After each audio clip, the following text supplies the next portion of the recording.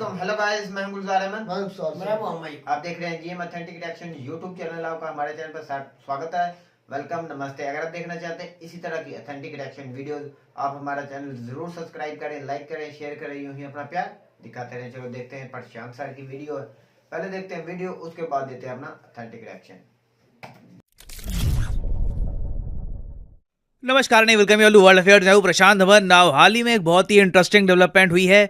USA के बाद France ने भी ऑफिशियली मेंशन किया है इंडिया को अपने देश की रणनीति में, और यहां पर आप देख पाओगे फ्रांस का जो नेशनल स्ट्रेटेजिक रिव्यू है इसमें इन्होंने ऑफिशियली मेंशन किया है भारत को एज ए की पार्टनर, बहुत इंपॉर्टेंट पार्टनर जो स्टेबलाइज करने में हेल्प करेगा इंडो पैसिफिक रीजन को। इससे पहले आपको याद होगा मैं वीडियो बना चुका हूं कि यूएस ने भी इंडिया को एक एलाई मतलब मित्र मुल्क कहा था अपने नेशनल सिक्योरिटी स्ट्रेटजी के डॉक्यूमेंट में। अजीब बात यह है वैसे कि चाहे फ्रांस हो या फिर जापान या फिर यूएस, ये सब लोग इंडिया को मेंशन करते हैं अपने स्ट्रेटेजिक डॉक्यूमेंट्स में, मिलिट्री के डॉक्यूमेंट्स में, मगर इंडिया ऐसा कोई स्ट्रेटेजिक रिव्यू वगैरह पब्लिश ही नहीं करता। तो हमें कभी पता लगेगा नहीं कि हम किसको अपना एलाई मानते हैं और बेसिकली सरकार का ओपिनियन क्या है यूएसए, फ्रांस या फिर जापान को लेकर। तो इस वीडियो में मैं आपको बताऊंगा कि फ्रांस का जो ये बहुत ही इंपॉर्टेंट नेशनल स्ट्रेटेजिक रिव्यू है, इसके अंडर फ्रांस किस तरीके से अपने मिलिट्री गोल्स को आगे लेके जाएगा। फ्रांस के मिलिट्री गोल्स है क्या, कौन से इश्यूज हैं जो फ्रांस को चिंता देते हैं, और फ्रांस की इतनी इंपॉर्टेंट भूमिका क्यों है यूरोपियन यूनियन में चाइना को दूर रखने के लिए। बहुत कुछ यहाँ पे आपको जानने को मिलेगा, मगर सबसे पहले ये जान लो कि जिस डॉक्यूमेंट की हम यहाँ पर बात कर रहे हैं ना, इसका इम्पैक्ट सिर्फ इसी साल नहीं है या फिर 2023 में नहीं होगा।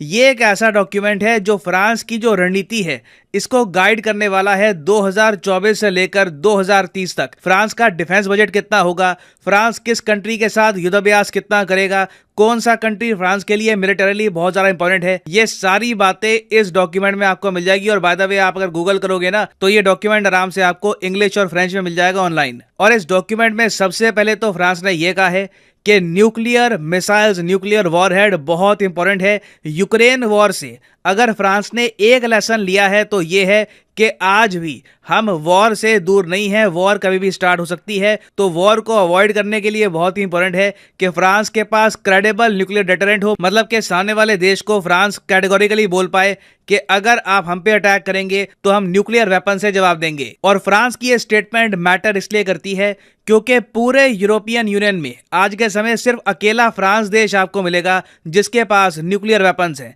ऑफ कोर्स यहाँ पे आप कह सकते हैं वेट, यूके के पास भी तो है न्यूक्लियर वेपन्स, मगर यूके यूरोपियन यूनियन का मेंबर नहीं है। यूके वैसे यूरोप एज ए कॉन्टिनेंट इसका पार्ट है, मगर आप सोचकर देखो तो ये जो बहुत बड़ा लैंडमास है जो अपने आप में एक बहुत ही बड़ी बॉर्डर शेयर करता है यूक्रेन रशिया के साथ, इनको बहुत चिंता होती होगी कि कल को अगर मान लीजिए जो ये यूक्रेन रशिया की वॉर है ये आगे अगर फैल जाती है तो इन सब कंट्रीज पे क्या इंपैक्ट होगा। तो फ्रांस का ये कह देना कि न्यूक्लियर वेपन्स इनके लिए बहुत इंपॉर्टेंट है और ज्यादा न्यूक्लियर मिसाइल्स अब फ्रांस डिप्लॉय करके रखेगा, ये बाकी कंट्रीज के लिए भी मैटर करता है क्योंकि ये सब कंट्रीज भी सेफ फील करेगी अगर फ्रांस के न्यूक्लियर वेपन्स हमेशा रेडी रहते हैं। और फिर देखो फ्रांस ने यहाँ पर इंफॉर्मेशन वॉरफेयर का बहुत मेंशन किया है। मैं आपको पहले बता चुका हूं इन्फॉर्मेशन वॉरफेयर बहुत इंपॉर्टेंट है। आप सोशल मीडिया पे कौन सा डेटा रिलीज करते हो, आप किस तरीके से अपनी कंट्री की जो पिक्चर है ये दिखाते हो दुनिया के सामने, ये मैटर करता है। और फ्रांस ने यहाँ पर यह कहा है कि जो इंफॉर्मेशन मैनिपुलेशन की जाती है कई देशों द्वारा, फॉर एग्जांपल चाइना को आप अगर देखो तो चाइना इंफॉर्मेशन मैनिपुलेशन इस हद तक करता है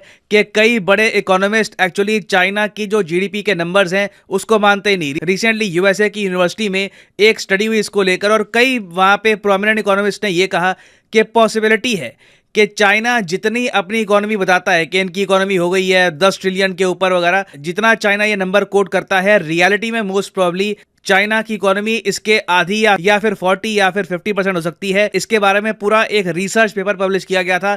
तो अगेन देखो सोशल मीडिया पे और जगह इंफॉर्मेशन मैनिपुलेशन कई कंट्रीज करते हैं, उनसे अपने देश को डिफेंड करना बहुत ही इंपॉर्टेंट है। फिर आगे इस डॉक्यूमेंट में ये लिखा है, ये बहुत ही इंपॉर्टेंट है कि फ्रांस बनेगा एक वॉर टाइम इकोनॉमी। देखो फ्रांस ने अब ये बात समझ ली है कि यूरोप में इन द फ्यूचर वॉर हो सकती है और जब जंग होगी ना तब उस वक्त एक ही कंट्री है जिस पे आप डिपेंड कर सकते हो, वो है आपका खुद का देश। ठीक है, बाकी कोई आपकी हेल्प करने को आए या ना आए वो बात की बात है। सबसे पहले आपकी निर्भरता होनी चाहिए आप पे खुद। और जिस तरीके से आत्मनिर्भर भारत है, आत्मनिर्भर भारत के अंडर हमारी कोशिश यही है कि हम एक ऐसी इकोनॉमी बिल्ड करें जिसमें हमारी जो निर्भरता है बाहर के देशों पर ये और ज्यादा कम हो। और ये मैं आपको बता दूं, एक ऐसा टाइम है जहां पर आत्मनिर्भर होने का जो ये कॉन्सेप्ट है ना सिर्फ India, even France, UK, various countries पे अप्लाई होता है। और फ्रांस ने भी कहा है कि ये एक ऐसी इकोनॉमी बिल्ड करेंगे जहां पे इनकी जो डिफेंस कंपनीज हैं इनको और जरा प्रॉफिट होगा, इनको और जरा ये सपोर्ट देंगे।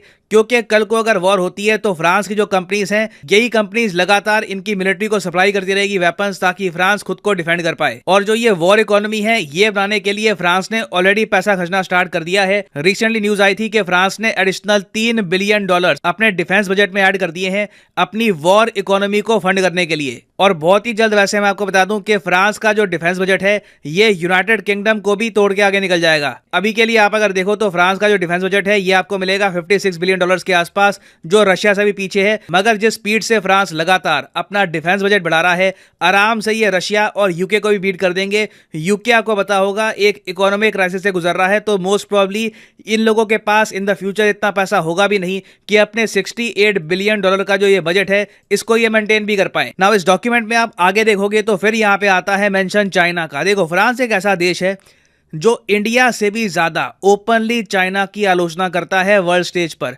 चाइना के बारे में फ्रांस ने यह कहा है कि पीपल्स लिबरेशन आर्मी के जो एक्शंस हैं, जिस तरीके से ये लोग अपनी डोमिनेंस असर्ट करने की कोशिश कर रहे हैं, दबदबा अपना कायम करने की कोशिश कर रहे हैं एशिया में, ताइवान के साथ रिसेंटली जो चाइना ने किया लगातार आसपास बम बरसाकर, ये सब देखकर अब बहुत इंपॉर्टेंट है कि चाइना को यूरोप से दूर रखा जाए। इमैनुअल मैक्रोन ने लिटरली ये स्टेटमेंट दे दी कि जो बीच में सेल हुई थी यूरोपियन स्ट्रैटेजिक इंफ्रास्ट्रक्चर की टू चाइना, ये बहुत ही बड़ी गलती थी। आपको पता होगा पिछले कुछ सालों में चाहे इटली हो या फिर ग्रीस हो, वेरियस कंट्रीज में चाइना ने या तो पोर्ट एक्वायर कर लिए थे या फिर कोई जमीन एक्वायर कर ली। अब इमैनुअल मैक्रोन ने कहा है कि फ्यूचर में ये ऐसा नहीं होने देंगे। और इनका यहां पर इशारा था जर्मनी को। अभी बीच में क्या हुआ कि जर्मनी की एक बहुत ही बड़ी चिप मेकर कंपनी है जो पूरे यूरोप को चिप सप्लाई करती है, सेमीकंडक्टर सप्लाई करती है।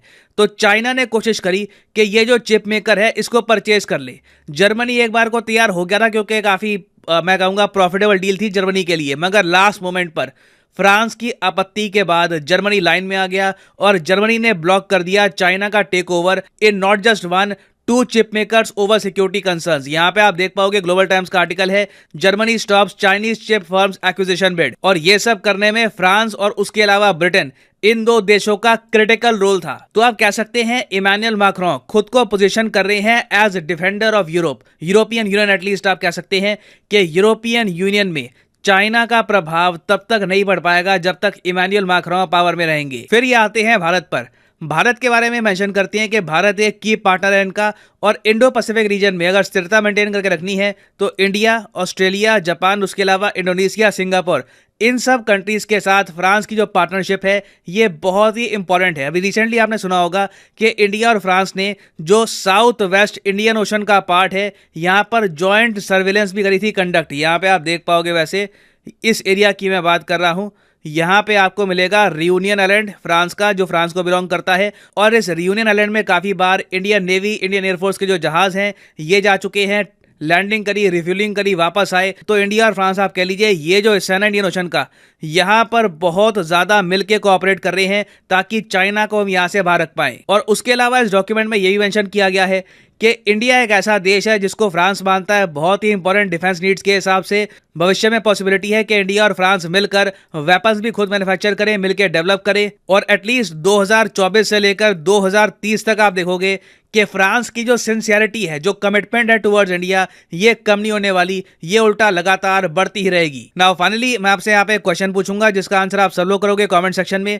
क्वेश्चन यहाँ पर यह है कि जो 53rd इंटरनेशनल फिल्म फेस्टिवल इस वक्त हो रहा है गोवा में, यहाँ पर कंट्री ऑफ फोकस इस बार कौन सा है? ये है यहाँ पे आपकी ऑप्शन, फ्रांस, जापान, ऑस्ट्रेलिया या फिर यूएसए। कमेंट सेक्शन में करिए उत्तर। सही आंसर मैं आपको दूंगा नहीं, क्योंकि बहुत ही ईजी क्वेश्चन है। जो लोग सही आंसर करेंगे उनकी कमेंट को मैं हार्ट दे दूंगा, ताकि बाकी लोग भी समझ पाएं कि सही आंसर क्या है। और फाइनली यहाँ पर मैं ये भी ऐड कर दूं कि आप किसी भी एग्जाम की तैयारी कर रहे हैं, स्पेशली अगर आप यूपीएससी एग्जाम की तैयारी कर रहे हैं, लाइफ में एक बार आप चाहते हैं कि प्रॉपरली यूपीएससी एग्जाम का आपको अटेम्प्ट देना है, तो कमेंट सेक्शन में जाइए। यहाँ पर पिन कमेंट में आपको मिलेगा लिंक यूपीएससी सब्सक्रिप्शन का, यहाँ पे आप कर सकते हैं क्लिक, और यहाँ पे आप परचेज कर पाएंगे अनअकैडमी का यूपीएससी कोर्स। इस कोर्स के अंदर आपको लाइव क्लासेस मिलेंगी, स्ट्रक्चर्ड कोर्स होगा, पीडीएफ यहाँ पे आपको मिलेगी, लाइव टेस्ट होंगे, लाइव क्विजेस होंगे। और अगर आपके पास अभी टाइम है, आप कॉलेज स्टूडेंट हैं, आपके पास अभी 2-3 साल का टाइम है आराम से अटेम्प्ट करना यूपीएससी एग्जाम कुछ सालों बाद, तो जो 36 महीने का कोर्स है ये आप कर सकते हैं परचेज। मगर जो प्राइस यहाँ पर लिखा है करीब 2996 रुपीज पर मंथ, ये पे मत कर देना। सिंपली यहाँ पे कोड यूज करो PD10 और प्राइसेस गिरना यहाँ पर स्टार्ट हो जाएंगे। The prices will just start following, so use the code PD10 and save money. So इसी नोट के साथ ये है वीडियो का अंत। Thank you for listening and as always God bless you all.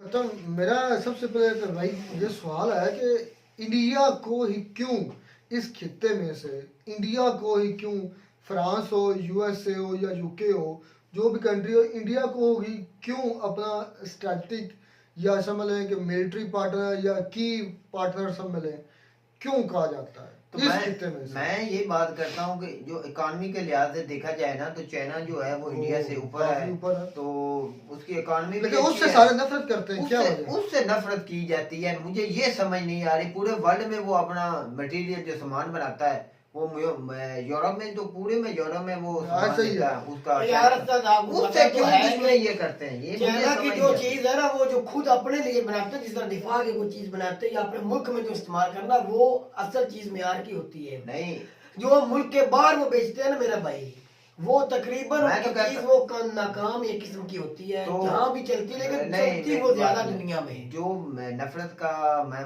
बताना चाहूंगा कि जो अमेरिका बोलता है ना, वो यूरोपीय यूनियन करता है, फ्रांस उनको माननी पड़ती तो है। उसका ये भी रद्दे अमल होगा कि वो अमेरिका का कहना मानते हैं, जैसे इंग्लैंड है। आज अमेरिका कह दे ना, आज अमेरिका कह दे आप खुद मुख्तियार, मतलब यूरोप पूरा जिस तरह मर्जी आप जो बात करें, जिस तरह इंडिया का भी जोर हो सकता है, इंडिया खुद मुख्तियार में है, इस तरह आज अमेरिका पीछे हो जाए तो ये पता नहीं किसी की मानेगी नहीं। इस तरह भाई इंडिया का भी मुंह उसका यूरोप के साथ इंडिया के भी अच्छे ताल्लुकात हैं, अमेरिका के साथ भी अच्छे ताल्लुकात हैं, इसलिए चाइना का नाम बदनाम है और उससे नफरत। इंडिया के हालात जो ताल्लुकात हैं बता, लेकिन इसके खिलाफ है सिर्फ पाकिस्तान चाइना के सिवा। चाइना के साथ में उनके हालात ताल्लुकात ठीक है, ये ट्रेड होती है, लेकिन पाकिस्तान के सिवा इस वक्त ज्यादा बिल्कुल ही हालात बिल्कुल खराब। और रिसेंटली एक बिलावल भुट्टो साहब का बयान आया था, उन्होंने कहा था कि ये जो है ना पीएम मोदी, ये वाकई में चेंज हो गया, इंडिया चेंज हो गया, बहुत ज़्यादा चेंज हो गया। उसका कहने का मतलब ये था कि उनको ये लग रहा था कि इंडिया हमसे दोबारा रवाबत कायम करने की, अगर हम कोशिश करेंगे तो दोबारा हमारे रवाबत कायम हो जाएंगे, कायम हो जाएगी, जिसको उन्होंने खुद बंद किया था। लेकिन ऐसा हुआ नहीं, तरले भी किया इंडिया के, काफ़ी मिन्नतें भी की। तो नहीं करना चाहिए ना, आप सिंसियर ही नहीं है, पर आपकी हुकूमत ही नहीं है। पहले आप बंद करते हैं तो फिर ही आप बोल रहे हैं कि हमें तो हम तिजारत खोलें, जैसे इमरान खान साहब ने भी कहा है कि हम तिजारत खोलना चाहें। भाई नहीं खोलनी चाहिए भाई, हम जिस वक्त फैसला ना कर लें कि हम दहशतगर्दी पर मुकम्मल पाबंदी लगा देंगे और कोई भी रद्द अमल नहीं होगा, उसके बाद ही वो मेजर साहब जितनी दहशतगर्दी पे मुकम्मल पाकिस्तान ने मुकम्मल काम किया, नहीं तो दुनिया में शायद किसी को किया। ओवरऑल तो काफी काम किया भाई, अभी कुछ काम करने वाला नहीं, बड़े हमने किए भाई, फिर भी चलो इंडिया को तो नुकसान हुआ जितना पाकिस्तान को नुकसान हुआ है ना इस दहशतगर्दी। सबसे ज्यादा पाकिस्तान ने पाकिस्तान को भुगतना पड़ा, जो स्ट्रगल पाकिस्तान ने किया दहशतगर्दी के खिलाफ, किसी मुल्क ने नहीं की। जब किसी का घर जलाने के हम कोशिश करते हैं तो अपना घर में पहले आग लग जाती है, जब किसी के सामने गड़ा खोलने की कोशिश करते हैं तो हम खुद उसमें गिर जाते हैं। लेकिन देख थोड़ा सा टाइम लगता है, टाइम पीरियड सेट सेट हो चुकी होती हैं चीज़ें और उस टाइम पर होना होता है, लेकिन हम जल्दबाज हैं, इंसान जल्दबाज है, हम पहले ही तवक्को लगा लेते हैं कि उसके साथ ऐसा हो जाए और होता है उसके बिल्कुल बरअक्स हमारे साथ वो हाथ हो जाता है जो कि दूसरों के साथ हम करना चाहते हैं। इसी तरह अब इंडिया की बात करें, इंडिया बेसिकली ये चीज़ है, उन्होंने जो सबसे ज़्यादा काम किया ना वो अपनी यूथ पर काम किया, अपनी एजुकेशन पर काम किया, एजुकेशन को इम्प्रूव किया, उनके IT इम्प्रूव हुई, एजुकेशन को इम्प्रूव किया, उनकी सेहत इम्प्रूव हुई, एजुकेशन को इम्प्रूव किया, उनके इंटरनेशनल रिलेशन समझने में, इंटरनेशनल अफेयर समझने में उनको उनके स्टूडेंट्स को पता चला, नए नौजवानों को लेकर आए, जिसकी वजह से वो आज अपनी मर्जी की, जिस तरह मिसाल डॉक्टर एस जयशंकर हैं, वो अपनी पॉलिसीज बनाते हैं और अपने मेयार के मुताबिक, अपने अवाम मुल्क के अवाम के मुताबिक वो चलते हैं। तो आज काम है, इज्जत उसी की होती है जो अपने घर से खाता है, जो कभी किसी से हाथ फैला कर, आपने कभी देखा हो शायद जाते हो तो आपके सामने जो फकीर हाथ फैलाता है, कभी आपके दिल में उसके लिए इज्जत पैदा हुई? कोई ना। क्या नजरों में कभी आपने इज्जत के साथ उसको कभी देखा?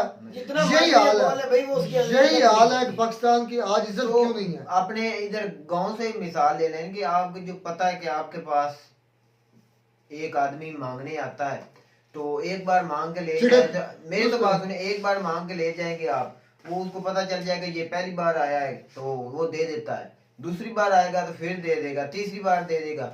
जब उसको पता चल जाएगा भाई ये मुझसे मिलने जब आता है तो कोई ना कोई चीज लेने ही आता है, मांगने ही आता है, वो भी उससे मिलेगा मिलेगा, वो हाथ ही नहीं और यही मिलेगा, मिसाल है वो सामने आएगा ना वो रास्ता बदल सुभाष जाएगा। भी इस तरह कह रहे हैं कि तो हमारे ऐसी हालात है भाई, जो हम जाते हैं बाहर की कंट्री में, चाहे कोई भी और मकसद हो, उन्हें पता है भाई ये मांगने आए हैं तो वो भाई मिलते ही नहीं है, ना इस्तकबाल ना मिलते हैं, इज्जत नहीं होती जो मांगता है। मैं इन दी ये बात एंड कहता इज्जत उसी की होगी बेगुजार जो अपने पाँव पर खड़ा होगा, जो और अपने खुददार पाँव होगा। पर वही खड़ा होगा जो खुददार होगा, और खुददार वही होगा जिसकी इज्जत होगी, और इज्जत उसको मिलती है जो मेहनत करता है। तो मैं ये बात करना चाहता हूँ कि फ्रांस क्या है, एटमी ताकत है कि नहीं?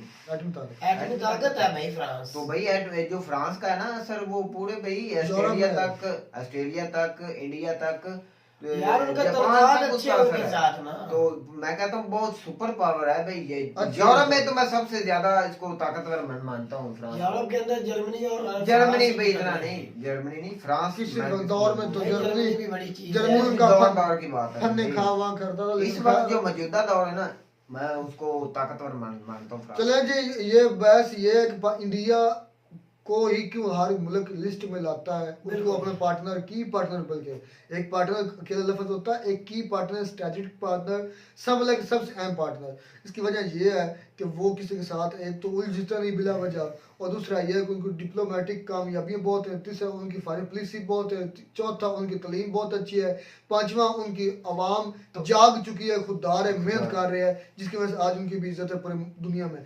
तो उम्मीद करते हैं आपको हमारी वीडियो अच्छी लगी होगी। अगर वीडियो अच्छी लगी हो तो हमारे चैनल को जरूर सब्सक्राइब कीजिएगा। मिलता नई वीडियो में नाटा के साथ, तब तक दीजिए इजाजत। अल्लाह हाफिज़।